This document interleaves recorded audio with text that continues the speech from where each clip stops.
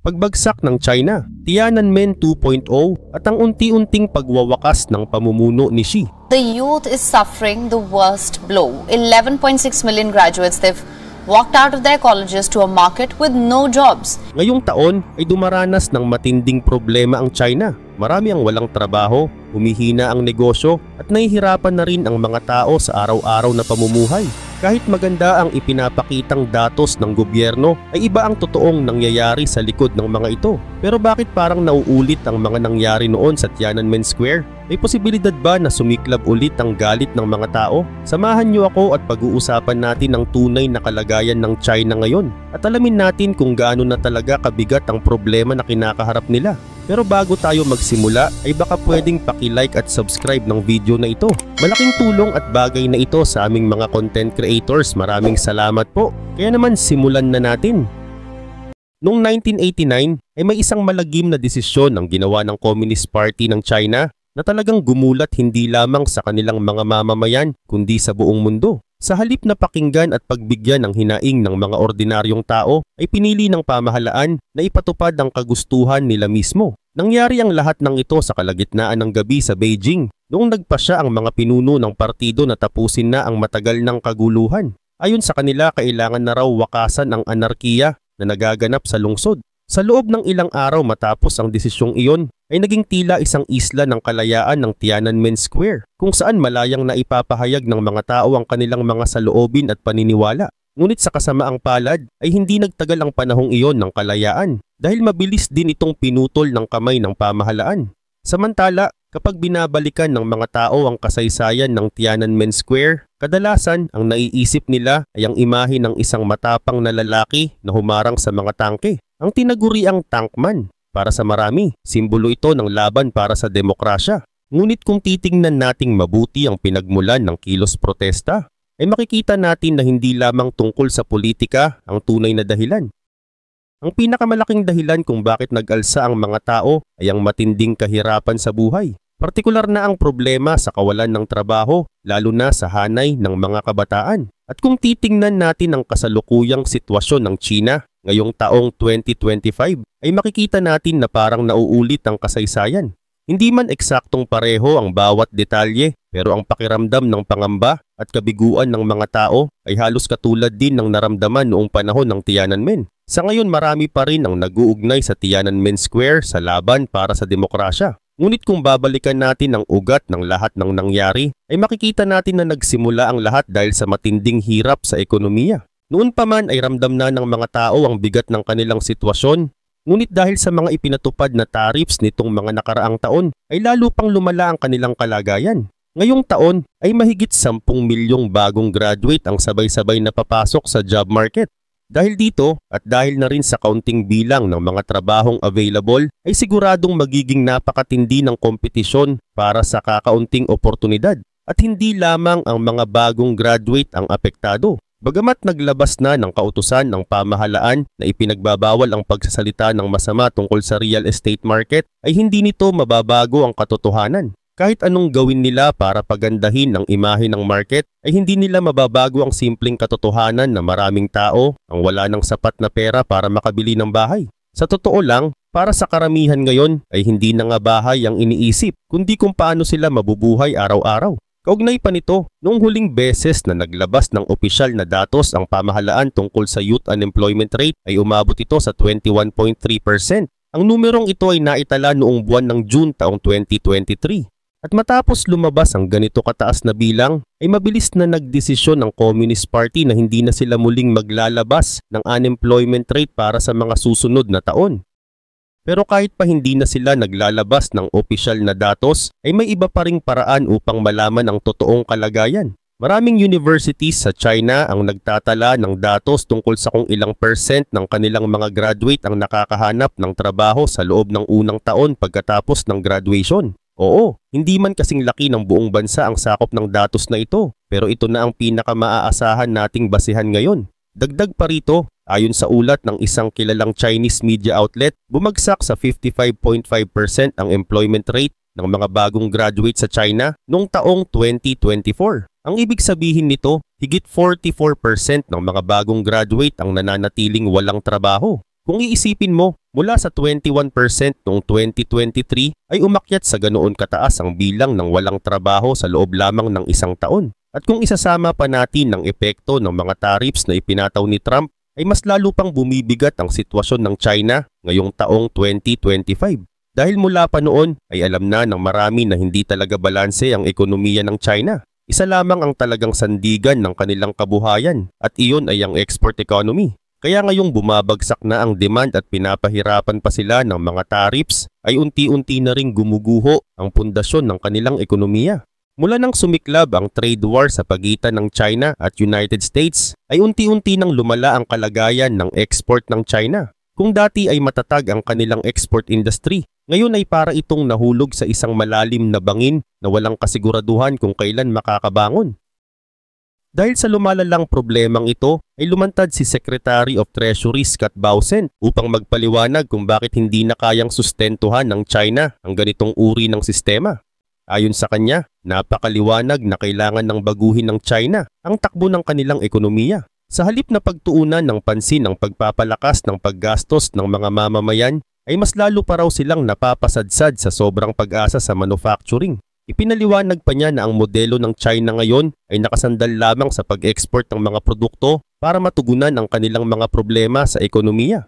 Ngunit ayon pa rin kay Bessent, malinaw na hindi na ito isang modelong pwedeng magtagal. Sa katunayan ay hindi lamang China ang naapektuhan ng ganitong sistema, kundi pati na rin ang ekonomiya ng buong mundo. Kaya naman sinabi niya na hindi lang ang China ang nangangailangan ng pagbabago, kundi pati na rin ang iba pang bansa. At ayon sa kanya, handa kaming tumulong sa China para sa pagbabagong ito dahil pati kami nangangailangan ng global rebalancing. Ngunit kung talagang nais ng China na makaahon sa kinakaharap nilang krisis, ay kailangan nilang baguhin ang direksyon ng kanilang ekonomiya. Hindi sila pwedeng manatili sa sobrang pagdepende sa pag-export. Kailangan din nilang palakasin ang paggastos ng mga mamamayan sa loob ng bansa. Kung magagawa nila ito, ay makakatulong sila hindi lamang sa sarili nilang ekonomiya kundi maging sa pagpapanumbalik ng balanse sa buong mundo, na isang bagay na matagal nang inaasam ng maraming bansa. Subalit kung titingnan nating mabuti, ay hindi lamang ang trade war ang ugat ng problema. Kung susuriin natin ang mas malawak na larawan, ay makikita natin sa isang pag-aaral ng top 10 economies sa buong mundo na halos lahat ng malalaking bansa ay may matibay na pundasyon sa consumer spending. Sa Amerika ay humigit kumulang 70% ng kanilang gross domestic product ay nakabase lamang sa paggastos ng mga tao. Ibig sabihin ang ekonomiya ng United States ay halos nakasandal sa kakayahan ng kanilang mga mamamayan na bumili ng produkto at serbisyo. Kaya naman hindi na nakakapagtaka kung bakit maraming kumpanya at maging ibang bansa ang nagkukumahog na makabenta sa kanila. Sa kabilang banda, kung ihahambing natin ang China sa iba pang top economies, ay agad nating mapapansin ang malaking kaibahan. Sa listahan ng top 10 economies, lahat ng bansa maliban sa isa ay may consumption rate na higit sa 50% ng kanilang GDP. At ang kaisa-isang naiiba ay walang iba kundi ang China. Maraming rason kung bakit hindi malakas ang consumer spending sa China, ngunit kung babalik tayo sa pinakasimple at pinakapraktikal na paliwanag, ito ay dahil karamihan sa mga tao doon ay walang sapat na pera. Hindi rin epektibo ang sistema para sa ordinaryong mamamayan, kaya naman hindi rin sila makakilos ng malaya sa aspeto ng pagbili at paggastos. At ang mas nakakalungkot pa, hindi kayang hayaang tuluyang bumulusok sa resesyon ang ekonomiya ng China. Para mas maintindihan natin kung bakit ay kailangan nating balikan ang isang mahalagang bahagi ng kanilang kasaysayan. Noong 1980s ay naging leader ng China si Deng Xiaoping. Sa kanyang pagbisita sa Singapore ay nakita niya kung paano umunlad ang isang maliit na bansa sa napakaikling panahon. Sa kabila ng kawalan ng demokrasya at kalayaan sa pamamahayag ay nagawa ng Singapore na yumaman at umangat ang pamumuhay ng kanilang mga mamamayan. At nang makabalik si Deng sa China ay agad niyang sinimulan ang mga economic reform. Ngunit dapat nating tandaan na ang mga reforms na ito ay nakatuon lamang sa ekonomiya at hindi sa politika. Hindi rin niya nilayon na palayain ang mga mamamayan sa aspeto ng pamumuno o sa kalayaan sa pagsasalita. Siyempre hindi lahat ng mga leader noon ay sumang-ayon sa mga pagbabago ni Deng. May mga nais na manatili sa dating sistema ng komunism. Mayroon din namang umaasa na isama sa pagbabago ang political aspect. Ngunit dahil si Deng ang may pinakamalaking kapangyarihan, ang kanyang kagustuhan ang siyang nasunod. Gayun din naman ay mabilis ang naging takbo ng pagbabago. Pero gaya ng inaasahan ay hindi naging madali ang lahat. Kapag ang isang bansang nasanay sa communism ay bigla na lamang sumubok ng capitalism, ay maraming aspeto ang siguradong mababasag. Isa sa mga pinakamalalaking pagbabago noon ay ang pagkawala ng dating sistema ng garantisadong trabaho. Noong mga nakaraang dekada ay sigurado ang trabaho ng bawat estudyante pagkatapos nilang makapagtapos dahil ito ay bahagi ng ipinangakong suporta ng Communist Party. Ngunit sa bagong sistema ay kailangang makipagkompetensya ang bawat isa para makakuha ng trabaho. Kung ikaw ay anak ng isang mataas na opisyal ng partido, ay madali kang nakakakuha ng trabaho kahit hindi ka magaling. Pero kung ang pamilya mo ay ordinaryo lamang, kahit gaano ka pa katalino o kasipag, ay maaaring hindi ka man lang makakuha ng pagkakataon para sa isang interview. Dahil sa sistemang ito, ay marami sa mga kabataan noon ang nakaramdam ng labis na pagkadismaya at kawalan ng pag-asa. Nararamdaman rin nila ang hirap na dala ng bagong sistema. Pero hindi nila natatamasa ang mga benepisyong dapat sana ay kaakibat ng kapitalism. Sa ganitong klase ng kapaligiran ay unti-unting sumiklab ang mga maliliit na kilos protesta noong 1986. At habang lumilipas ang panahon, ang mga maliliit na protesta na ito ay nagsanib-sanib hanggang sa mabuo ang napakalaking kilusan sa Tiananmen Square kung saan mahigit 1 milyong tao ang nagsama-sama upang humiling ng pagbabago. Hindi lamang sa larangan ng ekonomiya, kundi pati na rin sa larangan ng politika. Kaugnay pa nito, dahil sa mapait na leksyon na yon, ay natutunan ng Communist Party na kapag may banta ng malawakang pagbulusok ng ekonomiya, ay kailangan nilang gumastos ng malaki para pigilan ito. Kasabay nito ay naging parte na rin ng kanilang taktika ang paggamit sa ibang mga market ng mundo upang saluhin ang mga problema ng kanilang ekonomiya. Subalit sa kasalukuyan ay hindi na basta pumapayag ang ibang bansa na saluhin ang mga problemang ito, lalo na ang United States. Pagod na rin sila sa pagsalo sa mga epekto ng maling pamamalakad ng China. At kung gusto mong maintindihan ang tunay na kalagayan ngayon, ay mas mabuting pakinggan mo mismo ang kwento niya. Isang graduate ng Liberal Arts Masters sa Class of 2025 ang nagbahagi ng kanyang karanasan. Ayon sa kanya, mula pa nung recruitment season ng fall ng nakaraang taon hanggang ngayong spring recruitment season ngayong buwan ng April, kahit anong pilit niya ay hindi pa rin siya nakakahanap ng kahit anong trabaho. Sinabi rin niya na nakapag-send na siya ng halos 8,000 na resume sa iba't ibang kumpanya. Lahat ng job fair na kaya niyang puntahan ay pinuntahan niya. Nagbabaka sakali na baka sa dami ng application na ipinasok niya ay may isang makapansin sa kanya at bigyan siya ng pagkakataon. Pero sa kabila ng lahat ng kanyang pagsusumikap ay wala pa ring nangyari at patuloy siyang naghihintay ng kahit isang pag-asa. Habang kinukwento niya ang kanyang karanasan, sinabi rin niya na siguro daw iniisip ng ibang tao na baka masyado na siyang matanda para sa mga entry-level position o baka may iba pang dahilan kung bakit siya laging natatanggihan. Pero para sa kanya, ramdam niya sa sarili niya na napakahirap talagang makahanap ng trabaho, lalo na kung liberal arts ang tinapos mo. Hindi niya rin malaman kung ang problema ba ay siya mismo o kung talagang napakabagsik na ng job market ngayon para sa mga kabataang tulad niya. Kung babalikan natin ang panahon noong siya ay nasa grad school pa, hindi naman siya naging tamad o pabaya. Sa katunayan, ginawa niya ang lahat para maging competitive. Nakakuha siya ng mga national scholarship, nanalo sa iba't ibang academic at research design competitions, at hindi lang doon natapos ang kanyang pagsusumikap dahil nakasali pa siya sa mga provincial government projects sa tulong ng kanyang advisor. Kaya ngayon ay ramdam niya ang matinding sakit ng hindi makakita ng kapalit sa lahat ng kanyang pinagpaguran. Gayun din naman, habang patuloy siyang lumalaban sa araw-araw, ay hindi rin niya mapigilang isipin ang malaking sakripisyo ng kanyang mga magulang. Anya, napakalaki ng ginastos ng kanyang pamilya para maabot niya ang pangarap niyang makatapos ng pag-aaral.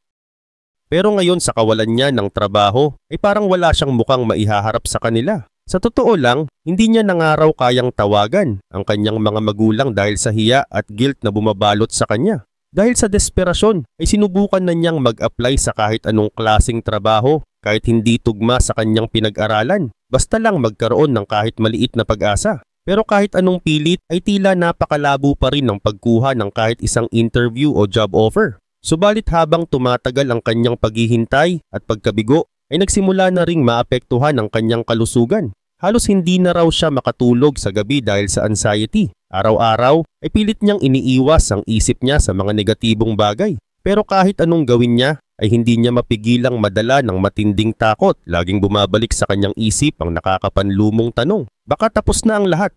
baka ito na ang katapusan ng pangarap ko. Sa kasalukuyan, sa internet na lang daw siya kumukuha ng kahit kaunting lakas ng loob. Sa mga anonymous forums at posts niya na ilalabas ang lahat ng bigat na hindi niya masabi sa totoong buhay. Dito kahit papaano ay nakakahanap siya ng pakiramdam na hindi siya nag-iisa sa laban. Sa puntong ito maaaring may mga magtatanong, hindi ba exaggerated lang yan? Hindi ba OA naman na matakot ang CCP sa ilang kabataang walang trabaho? Pero kung titingnan mo ng mabuti ang mga nangyayari, makikita mong may matinding takot talaga. Samantala, noong November 2024 ay may kakaibang pangyayari ang sumiklab sa China. Libo-libong estudyante ang nagsimulang magrenta ng mga bisikleta tuwing gabi. Hindi para magprotesta sa lansangan kundi para lamang bumiyahe ng mahaba, malamig at tahimik na 37-mile ride papunta sa isang maliit na syudad na tinatawag na Kafang, kung saan pwede silang kumain ng dumplings. Para sa mga estudyante, simple lang ang dahilan, gusto lang nilang mag-relax, makalimot kahit sandali sa stress ng pag-aaral at paghahanap ng trabaho.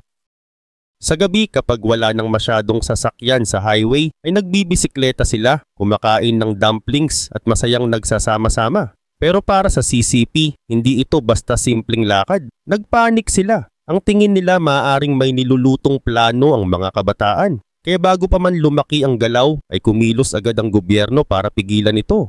Hindi nga umabot sa madugong labanan tulad ng nangyari sa Tiananmen noong 1989 pero ramdam ang matinding paghihigpit. Isipin mo, habang ang mga kabataan ay nagbibisikleta, kumakanta sila ng pambansang awit ng China, bitbit ang bandila ng kanilang bansa, nagtatawanan habang binabagtas ang malamig na daan. Para sa kanila, isa itong simpleng adventure. Para sa CCP, isa itong bantang kailangang pigilan. Kaugnay naman nito, hindi sila nag-aksaya ng panahon. Isinara nila ang ilang bike lanes, binantaan ng mga bike sharing companies at pinagbabawalan ang mga estudyante na lumabas ng kanilang mga university campus. Ang simpleng banding ng mga estudyante ay naging dahilan ng matinding pagkilos ng Estado. Mula rito ay makikita mo kung gaano kalalim ang takot ng CCP. Ayaw nilang maulit ang mga malalaking kilos protesta na maaring magsimula sa simpleng mga pagsasama-sama. Kaya nga itinigil nila ang paglalathala ng youth unemployment rate. Hindi na rin nila hinahayaan ang kahit maliit na pagtitipon ng mga kabataan na hindi minomonitor. Samantala, habang nangyayari ang lahat ng ito, ay inilabas naman ng CCP ang kanilang opisyal na GDP growth figure. Ayon sa ulat nila, tumaas daw ang ekonomiya ng China ng 5.44%, mas mataas pa kesa sa inaasahan ng mga eksperto. Pero ilang araw lang ang lumipas, ay lumabas ang tax revenue report ng gobyerno at dito makikita ang totoong kwento. Bumaba ang koleksyon ng buwis ng 3.5% at kung susuriin mong mabuti ay mapapaisip ka, paano posibleng tumaas ang GDP kung sabay namang bumaba ang koleksyon ng buwis? Sa ekonomiya, kapag tumataas ang kita ng bansa, ay natural na tumataas din ang buwis na nakokolekta dahil mas maraming negosyo ang kumikita at mas maraming tao ang may kakayahang bumili.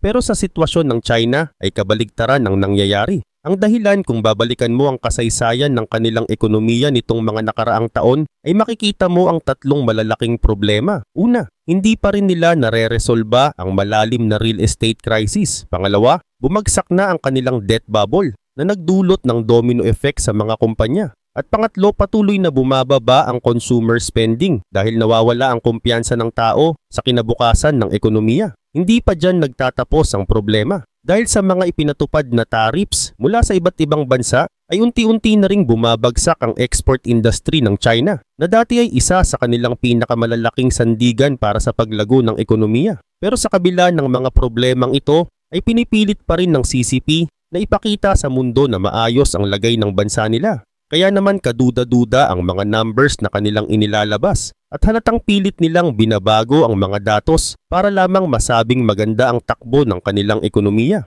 Sa totoo lang, hindi mo basta-basta makikita ang tunay na nangyayari dahil napakahigpit ng pagkokontrol nila sa impormasyon. Lahat ng datos na nagpapakita ng kahinaan o pagbagsak ay itinatago o binabaluktot. Sa kabilang banda, para maabot ang target nilang GDP growth ngayong taon, ay napipilitan silang gumastos ng malaki para sa mga naluluging industriya. Hindi nila ito ginagawa dahil umaangat ang tunay na negosyo, kundi dahil sa takot na bumagsak ang buong ekonomiya nila sa mata ng mundo. Ngunit kung ikukumpara mo sa Estados Unidos, ang pag-angat ng ekonomiya doon ay natural Dahil sa tuloy-tuloy na foreign direct investments, malakas na demand para sa government bonds at malawakang paggalaw ng pera sa merkado. Hindi nila kailangan manipulahin ang mga numbers. Simple lang ang katotohanan. Kahit gaano pa karaming produkto ang maiproduce ng isang bansa, kung walang may kakayahang bumili nito ay walang saysay ang lahat. At habang lumalala ang mga problema sa China, ay lalong lumalabo ang pag-asa nilang makabangon. Sa kalagitnaan ng trade war ay tinatayang maaaring mawalan ng halos 20% ng kanilang GDP ang China, habang ang Estados Unidos ay makakaranas lamang ng 6% na epekto. Ngayon gusto ko sanang ibahagi sa inyo ang isang napakalinaw at napakasimpleng paliwanag mula kay Stefan Miran, na dati namang naging economic advisor noong panahon ni Pangulong Donald Trump. Dito sa paliwanag niya, ipinasadya niya sa paraang madaling maintindihan kung bakit hindi kayang tiisin ng China ang tinatawag na decoupling o pagputol ng economic relationship sa kasalukuyan. Kung iisipin nating mabuti, ayon kay Stefan, sa tuwing pinag-uusapan ng tungkol sa tariffs o mga buwis sa kalakalan, ang pinakaunang tanong na dapat sagutin ay kung sino ba ang kayang mag-adjust at kung sino ang hindi. Ipinaliwanag niya na ang mga consumers sa Amerika ay may kakayahang ilipat ang kanilang mga binibili mula sa isang bansa patungo sa iba pang bansa. Ibig sabihin kung hindi nila gusto ang produkto ng isang supplier, ay madali silang makahanap ng iba. Pero kung titignan natin ang kalagayan ng mga pabrika sa China, ibang usapan na yun. Hindi nila basta-basta maililipat ang kanilang mga gusali dahil naitayo na ang mga ito at naihanda lamang para sa pag-supply ng mga produkto sa merkado ng Amerika. Kaya sa madaling salita, habang ang Amerika ay may kalayaan na maghanap ng ibang pinanggagalingan ng produkto, ang China naman ay naiipit at hindi makagalaw.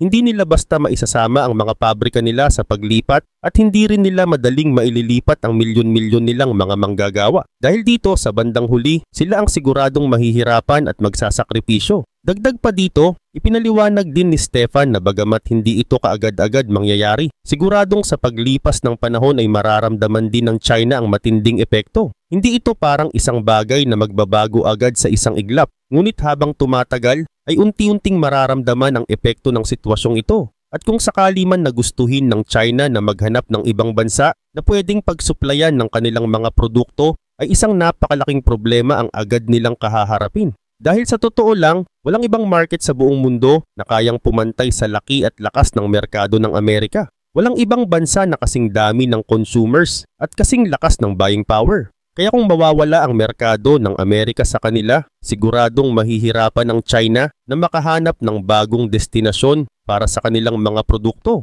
At dahil dito lumalabas ang mas malalim pang problema. Kung iisipin nating mabuti, hindi naman talaga kilala ang China sa paggawa ng mga bagong teknolohiya o mga makabagong imbensyon.